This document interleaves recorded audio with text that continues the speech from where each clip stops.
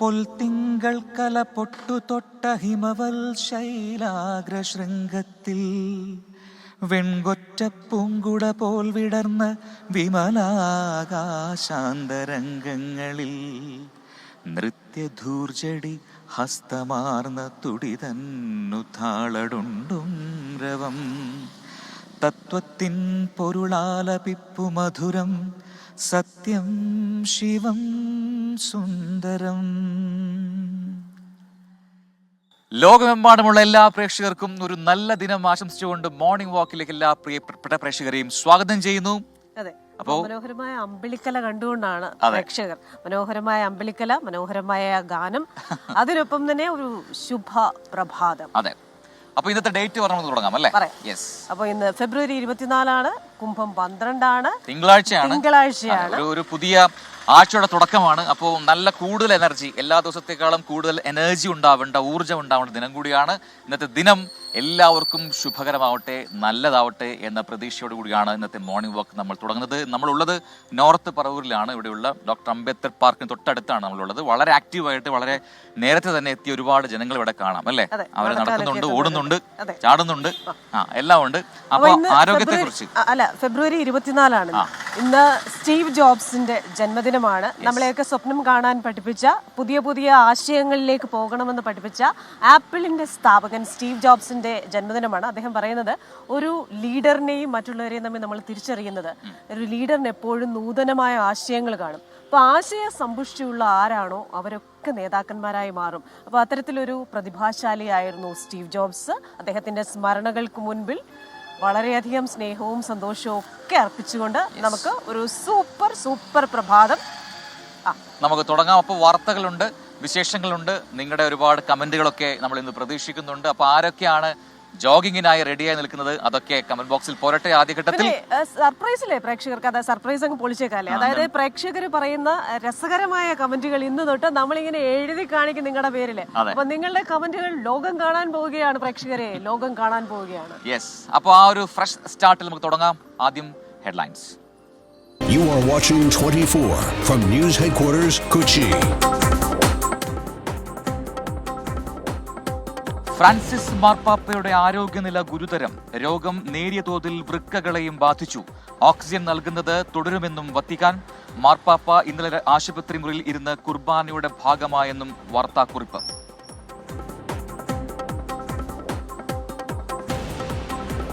കാട്ടാന ആക്രമണത്തിൽ ആദിവാസി ദമ്പതികൾ കൊല്ലപ്പെട്ട കണ്ണൂർ ആറളത്ത് പ്രതിഷേധം ശക്തം. ആറളം പഞ്ചായത്തിൽ UDF BJP ഹർത്താൽ. വനമന്ത്രിയുടെ അധ്യക്ഷതയിൽ ഉച്ചയ്ക്ക് ശേഷം സർവകക്ഷി യോഗം. ആദ്യഘട്ട നഷ്ടപരിഹാരം ഇന്ന് തന്നെ കൈമാറുമെന്ന് ജില്ലാ ഭരണകൂടം. മരിച്ച വെള്ളിയുടെയും ലീലയുടെയും പോസ്റ്റ്മോർട്ടം ഇന്ന് പരിയാരം ഗവൺമെന്റ് മെഡിക്കൽ കോളേജിൽ.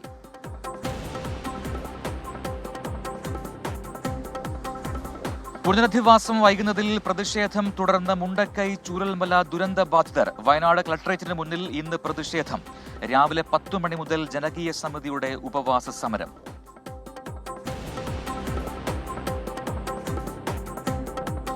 സെക്രട്ടേറിയറ്റിന് മുന്നിലെ ആശാവർക്കേഴ്സിന്റെ സമരം 15ാം ദിവസം. കോൺഗ്രസ് നേതാവ് കെ മുരളീധരൻ ഇന്ന് സമരപന്തൽ സന്ദർശിക്കും. ആശാവർക്കേഴ്സിന്റെ ആവശ്യങ്ങൾ അംഗീകരിക്കണമെന്നാവശ്യപ്പെട്ട് യൂത്ത് കോൺഗ്രസിന്റെ സെക്രട്ടേറിയറ്റ് മാർച്ച് ഇന്ന്.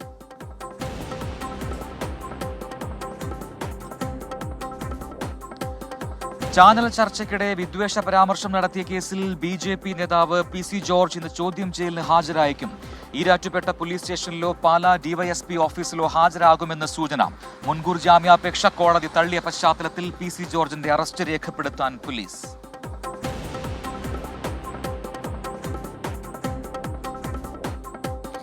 സംസ്ഥാനത്ത് 28 തദ്ദേശ വാർഡുകളിൽ ഇന്ന് വോട്ടെടുപ്പ്. വോട്ടെണ്ണൽ നാളെ രാവിലെ 10 മണിക്ക്. കാസർഗോഡ് മടിക്കൈ പഞ്ചായത്തിലെ കോളിക്കുന്ന്, കയ്യൂർ ചീമേനി പഞ്ചായത്തിലെ പള്ളിപ്പാറ വാർഡുകളിലെ സ്ഥാനാർത്ഥികൾക്ക് എതിരില്ലാതെ ജയം.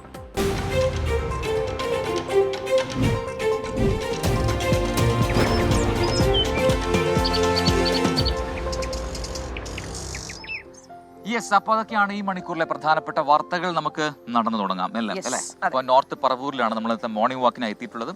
കൂടുതൽ വിശേഷങ്ങളൊക്കെ ഇവിടുത്തെ ആൾക്കാരോടൊക്കെ നമുക്ക് അല്പസമയം കഴിഞ്ഞ് ചോദിക്കാം. വാർത്തകളിലേക്ക് വന്നു കഴിഞ്ഞാൽ ഏറ്റവും പ്രധാനപ്പെട്ട വാർത്തയായി ഇന്നലെയും മെഞ്ഞാന്നും ഒക്കെ ഇടം പിടിച്ച അതേ വാർത്ത തന്നെയാണ്.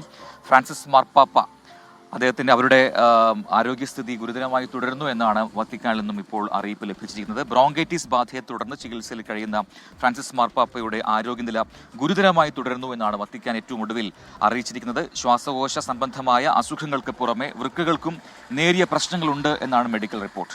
ഓക്സിജൻ നൽകുന്നത് തുടരുകയാണ്. അതിനിടെ ഇന്നലെ ആശുപത്രി മുറിയിലിരുന്ന മാർപ്പാപ്പ കുർബാനയിൽ പങ്കെടുത്തെന്ന് വത്തിക്കാൻ അറിയിച്ചു.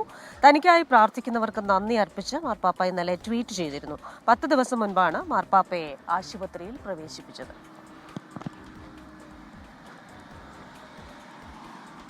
യെസ്, അപ്പോൾ എന്തായാലും നമുക്ക് ഈ വാർത്തയുടെ കൂടുതൽ വിവരങ്ങളിലേക്ക് പോകേണ്ടതുണ്ട്. ചികിത്സയിൽ കഴിയുന്ന ഫ്രാൻസിസ് മാർപ്പാപ്പയുടെ ആരോഗ്യനില ഗുരുതരമായി തുടരുന്ന സാഹചര്യത്തിലാണ് ലോകമെമ്പാടുമുള്ള വിശ്വാസികൾ പ്രാർത്ഥിക്കണം എന്ന് വത്തിക്കാൻ ആവശ്യപ്പെടുന്നത്.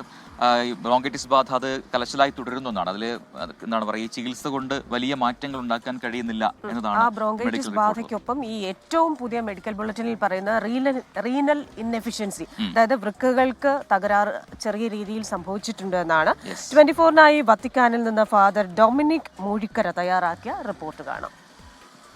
പരിശുദ്ധ ഫ്രാൻസിസ് മാർപ്പാപ്പയുടെ രോഗാവസ്ഥയെക്കുറിച്ചറിയുവാൻ ലോകം മുഴുവൻ ജാഗ്രതയോടെ കാത്തിരിക്കുന്ന മണിക്കൂറുകളാണ് കടന്നുപോയിക്കൊണ്ടിരിക്കുന്നത്. ഞായറാഴ്ച വൈകുന്നേരം വത്തിക്കാൻ സമയം 7 മണിക്ക് ലഭിച്ച മെഡിക്കൽ റിപ്പോർട്ട് അനുസരിച്ച് മാർപ്പാപ്പയുടെ നില ഗുരുതരമായി തുടരുന്നു എന്നാണ് അറിയാൻ കഴിഞ്ഞത്. ശ്വസന സംബന്ധമായ ബുദ്ധിമുട്ടുകൾ കുറേയേറെ പരിഹരിക്കുവാൻ കഴിഞ്ഞുവെങ്കിലും വൃക്ക സംബന്ധമായ ചില പ്രശ്നങ്ങൾ മാർപ്പാപ്പയ്ക്കുള്ളതായി മെഡിക്കൽ റിപ്പോർട്ടിൽ സൂചനയുണ്ട്. ബ്ലഡിലെ പ്ലേറ്റ്ലെറ്റ്സിൻ്റെ കൗണ്ടിൽ വർധനവ് ഉണ്ടായിട്ടുണ്ട്. സദാ ജാഗ്രതയോടുകൂടി മെഡിക്കൽ സംഘം മാർപ്പാപ്പയ്ക്ക് ഒപ്പമുണ്ട്. ലഭിക്കുന്ന പ്രാർത്ഥനകൾക്കും സ്നേഹത്തിനും നന്ദി പറഞ്ഞുകൊണ്ട് എക്സ് അക്കൗണ്ടിൽ മാർപ്പാപ്പയുടെ കുറിപ്പ് ഞായറാഴ്ച ഉണ്ടായിരുന്നു. മാർപ്പാപ്പയുടെ പൂർണ്ണ ആരോഗ്യത്തിനായി നമുക്ക് ഒന്നുചേർന്ന് പ്രാർത്ഥിക്കാം. 24 ന്യൂസിനു വേണ്ടി വത്തിക്കാനിൽ നിന്നും ഫാദർ ഡൊമിനിക് മൂഴിക്കര. യെസ്, അപ്പോൾ എന്തായാലും ആ രീതിയിൽ വത്തിക്കാനിൽ നിന്നുമുള്ളൊരു ആഹ്വാനമുണ്ട്. ലോകമെമ്പാടുമുള്ള ആൾക്കാർ പ്രാർത്ഥിക്കണം എന്ന രീതിയിൽ തന്നെ പറയുന്നു. എന്താണ് പറയുക, ഈ കഴിഞ്ഞ ദിവസമൊക്കെ നമ്മൾ പറഞ്ഞതാണല്ലോ, ഇത്തവണ ഞാനിതിനെ അതിജീവിക്കുമെന്ന് മാർപ്പാപ്പ തന്നെ പറഞ്ഞു എന്ന റിപ്പോർട്ടുകളും പുറത്തു വന്നിരുന്നു. മറ്റു വാർത്തകളിലേക്ക് വരാം.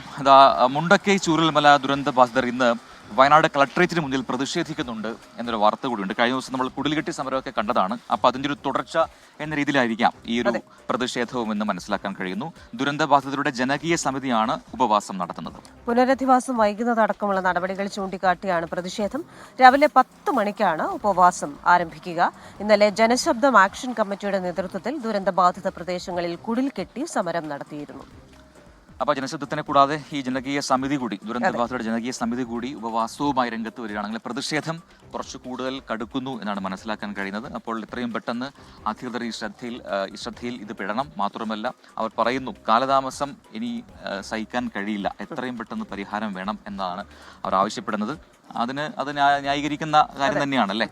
ഇപ്പോൾ വന്നിരിക്കുന്ന ഈ തർക്കം നോ ഗോ സോൺ എന്ന് പറയുന്ന മേഖലയാണ്. അതായത് ഏറ്റവും റിസ്ക് ഉള്ള മേഖലയിൽ താമസിക്കുന്നവരുടെ പട്ടികയുമായി ബന്ധപ്പെട്ടാണ് ഇപ്പോഴുള്ള ഈ ഒരു തർക്കങ്ങൾ. ഇനി നമ്മൾ മറ്റൊരു വാർത്തയിലേക്ക് വന്നു കഴിഞ്ഞാൽ, ചാനൽ ചർച്ചയ്ക്കിടയിൽ വിദ്വേഷ പരാമർശം നടത്തിയ കേസിൽ PC ജോർജ് ഇന്ന് പോലീസിന് മുൻപാകെ ഹാജരാകും. 11 മണിയോടെ ഈരാറ്റുപേട്ട പോലീസ് സ്റ്റേഷനിലോ പാലാ ഡിവൈഎസ്പിക്ക് മുൻപാകെയോ ഹാജരാകാനാണ് നീക്കം. ഹാജരാകുകയാണെങ്കിൽ PC ജോർജിന്റെ അറസ്റ്റ് പോലീസ് രേഖപ്പെടുത്തും. ശനിയാഴ്ച ഹാജരാകണമെന്നാവശ്യപ്പെട്ട് നോട്ടീസ് നൽകാൻ ഡിവൈഎസ്പി വീട്ടിലെത്തിയെങ്കിലും PC ജോർജ് ഇല്ലാത്തതിനാൽ പോലീസ് മടങ്ങിപ്പോയിരുന്നു. ഇതിന് പിന്നാലെയാണ് ഇന്ന് ഹാജരാകാം എന്ന് കാണിച്ച് PC ജോർജ് കത്ത് നൽകിയത്. പാർട്ടിയുമായി ആലോചിച്ച് തുടർ നടപടികൾ സ്വീകരിക്കും എന്നാണ് മകൻ ഷോൺ ജോർജും അറിയിച്ചത്. PCക്ക് പിന്തുണ നൽകുമെന്ന് BJP പ്രവർത്തകർ അറിയിച്ചിട്ടുണ്ട്. അതുകൊണ്ട് തന്നെ കനത്ത സുരക്ഷയടക്കം ഉറപ്പാക്കാനും പോലീസ് തീരുമാനിച്ചിരിക്കുകയാണ്. യെസ്, അപ്പോൾ നമുക്ക് ഒരുപാട് കമന്റ് ബോക്സിൽ ഒരുപാട് കമന്റുകളൊക്കെ ഉണ്ട്. എല്ലാവരും ഗുഡ് മോർണിംഗ് ഒക്കെ പറയുന്നുണ്ട്. കാരണം ഈ കമന്റ് എഴുതി കാണിക്കും എന്ന് പറയുന്നുണ്ട്. എവിടെ എന്ന് ചോദിക്കുന്ന ആൾക്കാരും കുറവല്ല. നമ്മുടെ അനന്തുണ്ട്. അപ്പൊ അനന്തിനോട് നമ്മൾ പറഞ്ഞിട്ടുണ്ട് കൗതുകവും നമുക്ക് സ്ക്രീനിൽ കാണാം. ജോഷി CP യുടെ ഒക്കെ കമന്റുകൾ ഇങ്ങനെ മിന്നിത്തിളങ്ങുന്നുണ്ട് നമ്മുടെ മാജിക് സ്ക്രീനിൽ. അപ്പോൾ അതൊരു രസകരമായ കമന്റുകൾ വന്നു കഴിഞ്ഞാൽ പെട്ടെന്ന് നമ്മുടെ ക്യാച്ച് ആയിട്ട് തോന്നും, അത് പെട്ടെന്ന് നമ്മുടെ സ്ക്രീനിലേക്ക് വരികയും ചെയ്യും. അപ്പോൾ മാത്രമല്ല ഞങ്ങളിങ്ങനെ നടക്കുമ്പോൾ ഞങ്ങളുടെ പിന്നിൽ നിന്നൊരു വിളി ക്രിസ്റ്റി പ്രജിന്ന്. അപ്പൊ എന്റെ നാട്ടിലുള്ളവരാണ് കൂടുതലും എന്നെ ക്രിസ്റ്റി എന്ന് വിളിക്കുന്നത്. പെട്ടെന്ന് ഞാൻ തിരിഞ്ഞു നോക്കിയപ്പോൾ ഒരത്ഭുതം സംഭവിച്ചു. ആ അത്ഭുതം ഇവിടെ തന്നെ ചുറ്റിക്കറങ്ങുന്നുണ്ട്. അതൊരു സർപ്രൈസ് ആയിട്ടിരിക്കട്ടെ. നേരെ അങ്ങോട്ട് പരപരാ വെളുക്കുമ്പോൾ ആ സർപ്രൈസ് ഞങ്ങൾ പ്രേക്ഷകർക്ക് കാണിച്ചു കൊടുക്കും അല്ലേ. നമുക്ക് അടുത്ത വാർത്തയിലേക്ക് കൂടി പോവാം. ഈ സെക്രട്ടേറിയറ്റ് മുതൽ ആശാ വർക്കേഴ്സിന്റെ സമരം അത് തുടരുകയാണ്, ശക്തമായ രീതിയിൽ തന്നെ തുടരുകയാണ്. പിന്നോട്ടില്ല എന്ന് ആശാ വർക്കേഴ്സ് ഒന്നടങ്കം പറഞ്ഞു കഴിഞ്ഞു. 15ാം ദിവസമാണ് ഈ സമരത്തിന്റെ. ആവശ്യങ്ങൾ അംഗീകരിക്കണമെന്നാവശ്യപ്പെട്ട് യൂത്ത് കോൺഗ്രസ് സെക്രട്ടേറിയറ്റിലേക്ക് പ്രതിഷേധ മാർച്ച് ഇന്ന് നടത്തുന്നുണ്ട്. കോൺഗ്രസ് നേതാവ് കെ മുരളീധരൻ ഇന്ന് സമരപ്പന്തൽ സന്ദർശിക്കും. ഇന്നലെ കെ സി വേണുഗോപാൽ MP സമരപ്പന്തൽ സന്ദർശിച്ചിരുന്നു. യെസ്, അപ്പോ കമന്റ് ബോക്സിലേക്ക് ഒന്ന് പെട്ടെന്ന് പോവാം. അത് ഇന്നൊരു തദ്ദേശ തെരഞ്ഞെടുപ്പ് വിവിധ ഇടങ്ങളിൽ നടക്കുന്നുണ്ട്. സംസ്ഥാനത്തെ 28 തദ്ദേശ വാർഡുകളിൽ നിന്ന് ഉപതെരഞ്ഞെടുപ്പ് നടക്കുകയാണ്. രാവിലെ 7 മുതൽ വൈകിട്ട് 6 മണി വരെയാണ് വോട്ടെടുപ്പ്. വയനാട് ഒഴികെയുള്ള 13 ജില്ലകളിലെ 30 വാർഡുകളിലെ ഉപതെരഞ്ഞെടുപ്പിനാണ് വിജ്ഞാപനം പുറപ്പെടുവിച്ചിരിക്കുന്നത്. കാസർഗോഡ് ജില്ലയിൽ മടിക്കൈ പഞ്ചായത്തിലെ കോളിക്കുന്ന്, കയ്യൂർ ചീമനി പഞ്ചായത്തിലെ പള്ളിപ്പാറ വാർഡുകളിലെ സ്ഥാനാർത്ഥികൾ എതിരില്ലാതെ തെരഞ്ഞെടുക്കപ്പെട്ടിരുന്നു. 24 പഞ്ചായത്ത് വാർഡുകളിലായി ആകെ 87 സ്ഥാനാർത്ഥികളാണ് ജനവിധി തേടുന്നത്. 77 പോളിംഗ് ബൂത്തുകളാണ് സജ്ജീകരിച്ചിട്ടുള്ളത്. നാളെ രാവിലെ 10 മണിക്കാണ് വോട്ടെണ്ണൽ. അപ്പോൾ അത് ഒരു ഉപതെരഞ്ഞെടുപ്പുണ്ട്. ആ വാർത്ത കൂടി പ്രേക്ഷകരിലേക്ക് എത്തിയിരിക്കുന്നു. ഇനിയിപ്പോൾ അടുത്ത വാർത്തയിലേക്ക് നമുക്ക് പെട്ടെന്ന് പോകണം അല്ലേ. അടുത്ത വാർത്തയിലേക്ക് പോകുന്നതിന് മുമ്പ് ജൂൺ 1 മുതൽ സംസ്ഥാനത്ത് സിനിമാ സമരം പ്രഖ്യാപിച്ച പശ്ചാത്തലത്തിൽ ഫിലിം ചേംബറിന്റെ നിർണായക യോഗം ഇന്ന് കൊച്ചിയിൽ ചേരുന്നുണ്ട്. എതിർത്തും അനുകൂലിച്ചും വിവിധ സിനിമാ സംഘടനകൾ രംഗത്തെത്തിയതോടെ സമരപ്രഖ്യാപനം വിവാദമായിരുന്നു. സമരത്തിന് പൂർണ്ണ പിന്തുണ പ്രഖ്യാപിക്കും എന്ന കാര്യം ആലോചിക്കാനാണ് ഇന്നിപ്പോൾ ഫിലിം ചേംബറും യോഗം ചേരുന്നത്. പിന്തുണ തേടി നിർമ്മാതാക്കളുടെ സംഘടന ഫിലിം ചേംബറിന് കത്തും നൽകിയിരുന്നു. അതേസമയം സമരം പിൻവലിക്കണമെന്നാവശ്യപ്പെട്ട് FFK ഡയറക്ടേഴ്സ് യൂണിയൻ ഇന്നലെ രംഗത്തെത്തിയിട്ടുണ്ട്. ചർച്ചകളിലൂടെ പ്രശ്നപരിഹാരം കണ്ടെത്തണമെന്നാണ് ഡയറക്ടേഴ്സ് യൂണിയന്റെ നിലപാട്. ഫിലിം ചേംബറിന്റെ പിന്തുണ ലഭിച്ചാൽ സമരവുമായി മുന്നോട്ടു പോകാനാണ് നിർമ്മാതാക്കളുടെ സംഘടനയുടെ തീരുമാനം. യെസ്, ഇനിയിപ്പോൾ നമുക്ക് കമന്റ് ബോക്സിലേക്ക് വരാം. ഇതാ കമന്റ് ബോക്സിൽ അനീഷ് അബൂബക്കർ എന്ന് പറയുന്ന ഒരു പ്രേക്ഷകൻ ഇങ്ങനെ പറയുന്നു: പ്രജിൻ, ഞാൻ എവിടെ പരിപാടി അവതരിപ്പിച്ചാലും ഇതാണ് എൻ്റെ അവസ്ഥ. ഒരാൾ പോലും മൈൻഡില്ല. ഇതുവരെ എൻ്റെ ഒരു കമന്റ് വായിച്ചിട്ടില്ല. ഞാനില്ലേ ഈ കളിക്കെന്ന് പറഞ്ഞ് പോവാണ് അനീഷ് അബൂബക്കർ. അങ്ങനെ പോകരുത്. കമന്റ് വായിച്ചിരിക്കുന്നു. ആദ്യത്തെ കമന്റ് അനീഷിനെയാണ് ഇന്ന് വായിച്ചിരിക്കുന്നത്. അപ്പോ പിന്നെ നമ്മുടെ ഒരു ബിജി ഷൈജു ആണെന്നാണ് എൻ്റെ ഓർമ്മ. അവരുടെ വെഡിങ് ആനിവേഴ്സറി ആണെന്ന് പറഞ്ഞു. അപ്പൊ ഹാപ്പി വെഡിങ് ആനിവേഴ്സറി. ഒരുപാട് കാലം ഇങ്ങനെ സന്തോഷമായി പോകാൻ കഴിയട്ടെ. ഷീന ജോൺ പറയുന്നു: Christina, Prajin, happy to see both of you. Costume is good. വർദ്ധിത വീര്യത്തോടെ നിങ്ങളെ കാണുമ്പോൾ ആ ഒരു എനർജി ഞങ്ങളിലേക്കും എത്തുന്നുണ്ട്. കീപ് ഇറ്റ് അപ്പ് എന്ന് പറയുന്നു. Thank you so much. അപ്പോൾ വർദ്ധിത വീര്യം നമുക്കും ഒപ്പം നിങ്ങൾക്കും വേണം. അപ്പോഴാണ് ഒരു യോജിച്ച യാത്രയാണ്. അപ്പോ നമ്മുടെ ബർത്ത്ഡേ വിഷസ് ഉണ്ടല്ലേ? ബർത്ത്ഡേ വിഷസ് ഉണ്ട്. PCR റെഡിയാണ്. നമുക്ക് ആ ബർത്ത്ഡേ വിഷസിലേക്ക് പോവാം. ആയുഷ് രാജിന്റെ ബർത്ത്ഡേ ആണ് ഇന്ന്. Happy birthday dear Ayush Raj. Many happy returns of the day. ജന്മദിനാശംസകൾ. എല്ലാവിധ നന്മകളും ഉണ്ടാവട്ടെ. പ്രസിഡന്റ് സ്ഥാനം ഉപേക്ഷിക്കാൻ തയ്യാറാണ്. യുക്രൈന് സമാധാനം ലഭിക്കുമെങ്കിൽ എന്നൊരു പ്രഖ്യാപനം നടത്തിയിരിക്കുകയാണ് യുക്രൈൻ പ്രസിഡന്റ് വോളോഡിമിർ സെലൻസ്കി അല്ലേ? അതെ. യുക്രൈനിൽ കനത്ത വ്യോമാക്രമണം റഷ്യ തുടരുകയാണ്. ഒറ്റ രാത്രിയിൽ 200-ലധികം ഡ്രോൺ ആക്രമണം നടത്തിയതാണ് റിപ്പോർട്ട്. ന്യൂജേഴ്സിയിൽ നിന്ന് മധു കൊട്ടാരക്കരയാണ് ചേരുന്നത്. മധു, ഗുഡ് ഈവനിങ്. അവിടെ വൈകുന്നേരമാണല്ലോ. അപ്പോൾ ഈ ട്രംപിന്റെ ഒരു സർജിക്കൽ സ്ട്രൈക്ക് എന്ന് പറയുന്നത് പോലെയുള്ള ഒരു മൂവായിരുന്നു. റഷ്യയുമായി അടുക്കുക, റഷ്യയുമായി ചർച്ചകൾ നടത്തുക. വോളോദിമീർ സെലൻസ്കി കീഴടങ്ങില്ല എന്ന് പറഞ്ഞത് സെലൻസ്കിയുടെ ഒരു മനംമാറ്റം ഉണ്ടാകുന്നു. അതേസമയം തന്നെ റഷ്യ ആക്രമണം തുടരുന്നു. അപ്പോൾ ഈ ഒരു യുദ്ധം ഇത് കൺക്ലൂഡ് ചെയ്യുമ്പോൾ ഏത് രീതിയിലായിരിക്കും അത് സാധ്യമാകുക? ഇപ്പോൾ സെലൻസ്കിയുടെ ഈ മനംമാറ്റത്തിന് പിന്നിൽ എന്താണ്? Good morning Christina, Prajin. ഈ യുദ്ധം ആരംഭിച്ചിട്ട് നേരത്തെ നിങ്ങൾ പറഞ്ഞതുപോലെ 3 വർഷം കഴിയുമ്പോൾ യുക്രൈൻ പ്രസിഡന്റ് സെലൻസ്കിയുടെ ഭാഗത്തു നിന്ന് ഏറ്റവും വലിയ ഒരു പ്രഖ്യാപനം വന്നിരിക്കുകയാണ്. യുക്രൈനിൽ സമാധാനം ലഭിക്കുമെന്ന് ഉറപ്പുണ്ടെങ്കിൽ പ്രസിഡന്റ് സ്ഥാനം വരെ ഉപേക്ഷിക്കുവാൻ താൻ തയ്യാറാണെന്ന് സെലൻസ്കി ഇന്നലെ മാധ്യമങ്ങളോട് സംസാരിക്കവെയാണ് ഇത് പറഞ്ഞത്. ഈ പത്രക്കാരെ കാണുമ്പോഴും വളരെ അസ്വസ്ഥനായിരുന്നു സെലൻസ്കി. യുക്രൈന് പക്ഷേ പകരം നേറ്റോയിൽ ഒരു മെമ്പർഷിപ്പ് ഉറപ്പ് തരണമെന്നാണ് സെലൻസ്കി ആവശ്യപ്പെട്ടിരിക്കുന്നത്.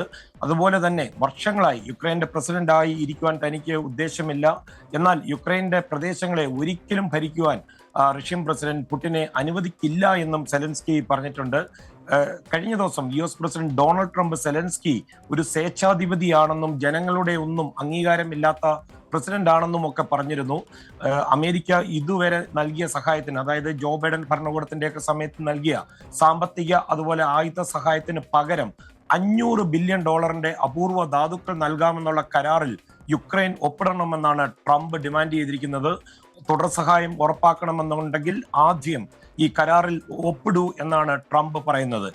അത് മാത്രമല്ല G7 അതുപോലെ ഐക്യരാഷ്ട്ര സഭയിലുമൊക്കെ യുക്രൈൻ അനുകൂല പ്രമേയത്തിൽ നിന്ന് പിന്തുണയ്ക്കാനോ അല്ലെങ്കിൽ അതിന്റെ ഡ്രാഫ്റ്റിൽ മാറ്റം വരുത്താനോ സമ്മർദ്ദം ഏർപ്പെടുത്തിയിരിക്കുകയാണ്.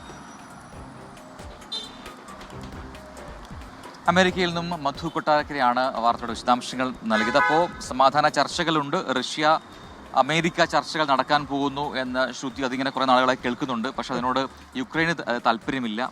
എങ്ങനെയെങ്കിലും ഈ യുദ്ധം തീർക്കുക എന്നുള്ളതാണ്. പക്ഷേ കടുംപിടുത്തങ്ങൾ ഉണ്ടാവുന്നുണ്ട്. എന്തായാലും ഇത്തരത്തിലൊരു യുദ്ധം കൺക്ലൂഡ് ചെയ്യുമ്പോൾ പുടിൻ ആഗ്രഹിച്ച കാര്യങ്ങളിൽ ഒട്ടേറെയും സാധിച്ചു കഴിഞ്ഞു. അപ്പോൾ നാറ്റോയിൽ അംഗത്വം കൊടുക്കുന്നില്ല യുക്രൈന്, അതേപോലെ തന്നെ പിടിച്ചെടുത്ത സ്ഥലങ്ങളിൽ ഇനി തിരിച്ചു കൊടുക്കില്ല. അപ്പോൾ എന്തായാലും യുക്രൈന് പ്രതികൂലമായിരിക്കും ഈ യുദ്ധം കൺക്ലൂഡ് ചെയ്യുന്നത്. പക്ഷേ എന്നാലും ഏതെങ്കിലുമൊക്കെ തരത്തിൽ അവരുടെ പുനരധിവാസത്തിനും പുനർനിർമ്മാണത്തിനുമുള്ള ശ്രമങ്ങൾ ലോകരാജ്യങ്ങളുടെ ഭാഗത്തു നിന്നുണ്ടാകുമെന്ന് പ്രതീക്ഷിച്ചുകൊണ്ടും കടുത്ത വാർത്തയിലേക്ക് പോവാം. ബോംബ് ഭീഷണിയെ തുടർന്ന് ഡൽഹിയിലേക്കുള്ള അമേരിക്കൻ എയർലൈൻസ് വിമാനം വഴിതിരിച്ചു വിട്ടു എന്നൊരു വാർത്ത കൂടിയുണ്ട്. അതാണ് പ്രേക്ഷകരിലേക്ക് ഇനി എത്തിക്കുന്നത്. ന്യൂയോർക്കിൽ നിന്നുള്ള വിമാനം റോമിലേക്കാണ് വഴിതിരിച്ചു വിട്ടത്. യുദ്ധവിമാനങ്ങളുടെ അകമ്പടിയോടെയാണ് വിമാനം അടിയന്തര ലാൻഡിംഗ് നടത്തിയിരിക്കുന്നത്.